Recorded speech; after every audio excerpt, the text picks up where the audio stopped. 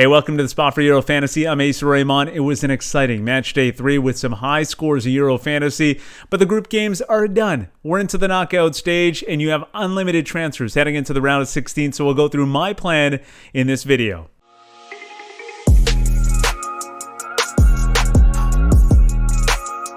A quick note to all the newcomers, welcome on in. Thanks so much for finding the spot. If you are new to the channel, make sure you subscribe to it. It is the spot for fantasy footballers. And make sure you give these videos a like as well. Okay, before we get to the transfers that I'll be making ahead of the round of 16, a quick recap because I'm coming off my highest score at Euro 2020. So yes, a pat on the back, but I also want to explain why I'm not making as many changes to my lineup as I initially thought I would.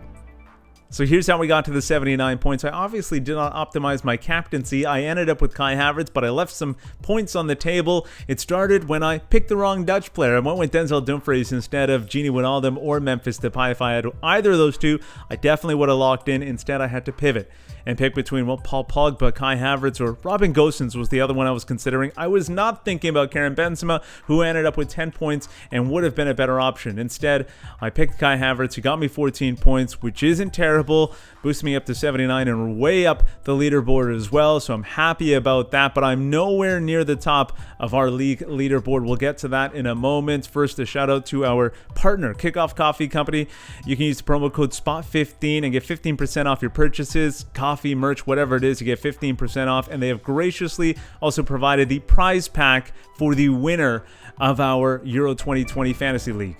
Here's a quick look at the leaderboard. Top spot belongs to Venom FC. They picked up 79 points in match day 3, pushing their total to 226, but just 1 point clear of those two teams just below them. So a very tight race at the top. Okay, now let's get a look at my team heading into the round of 16. You had a quick look at my 15 earlier in this video. Here it is again. Now I could wipe the slate clean and start fresh because I have unlimited transfers heading into the round of 16, but I'm not going to do that. I'm just going to make a few tweaks here and there because I generally like this team. I like the core of it, so I just need to remove some players, starting with the ones that are no longer in the tournament. And I have two finished assets right there.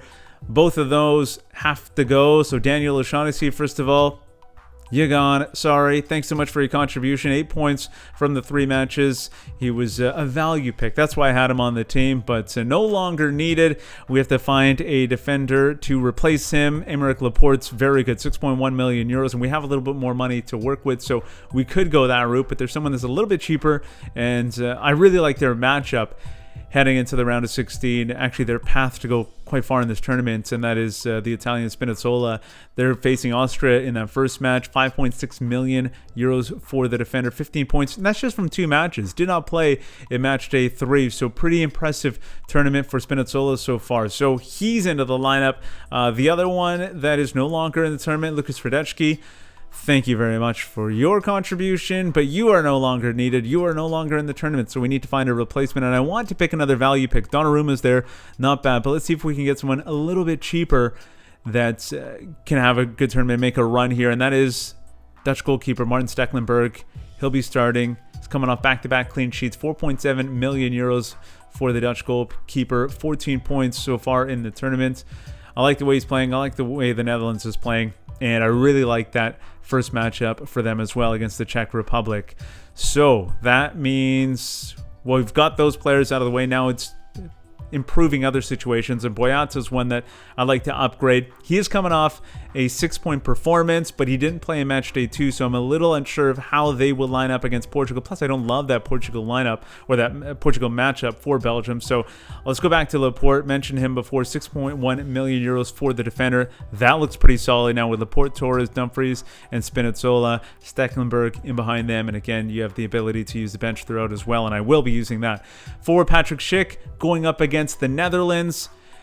Very good tournament so far, but I think it's going to end here. I mentioned that already, that I like the matchup for the Netherlands against the Czech Republic. So if he comes out on the losing ends, I don't love that. I don't love him going against my keeper either. So let's find someone else. And we have a little bit more money to work with. I believe our budget now to find this forward is 10.1 million euros.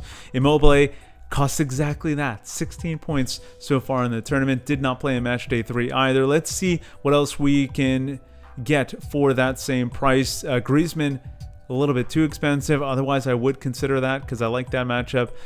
France against Switzerland. Kramaric, not crazy about that one. Arnautovic, interesting, but again, we like Italy there instead. So yeah, let's just go back to the Italian at the top. Immobile, probably the best pick there. At 10.1 million euros, 16 points so far, and that maxes us out. That takes us right to the top of our budget. But I like this lineup. I like those two in particular, Memphis Depay and Immobile playing on the first day as well, so I can move him out of the lineup if I need to. I'm hoping I don't need to, and I also have some good captaincy options as well on that first day. So I like this lineup. Obviously, probably going to tinker with this a little bit, and I have plenty of time to make some changes. I guess the one thing that I would want to change is probably upgrade that midfield situation. Let's get a look at the full lineup. You can't see what's on my bench right now, so let's get a look at the full lineup. So here's a look at the full 15. Immobile, Spinazzola, Laporte, and Stecklenburg are the 4 players that I've brought in.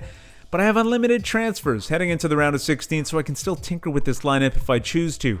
The midfield group is an area that I might want to upgrade. Gini Wijnaldum, Berardi, and Havertz. I think those 3 are safe. I like the way they've been performing, and I like their value as well. However, Ferran Torres came in off the bench. He did score in that last match, but he doesn't get as much playing time as some of the other players. But you know what? He's always an attacking threat, so he's safe for now.